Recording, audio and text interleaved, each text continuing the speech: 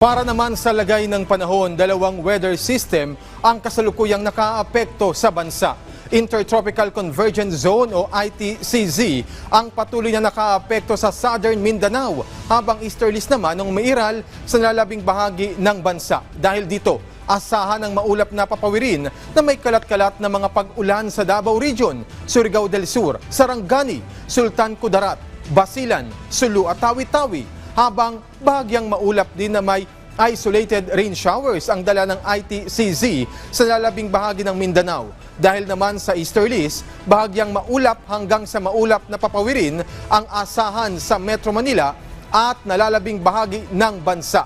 Naitala ang pinakamataas na heat index kahapon na 47 degrees Celsius sa San Ildefonso, Bulacan. Ngayong araw, inaasang maitatala ang highest heat index na 44 degrees Celsius sa Dagupan City sa Pangasinan at Aparisa, Cagayan, habang sa Metro Manila, posibleng maitala ang 42 degrees Celsius sa Naiya, Pasay City at 41 degrees Celsius sa Science Garden sa Quezon City.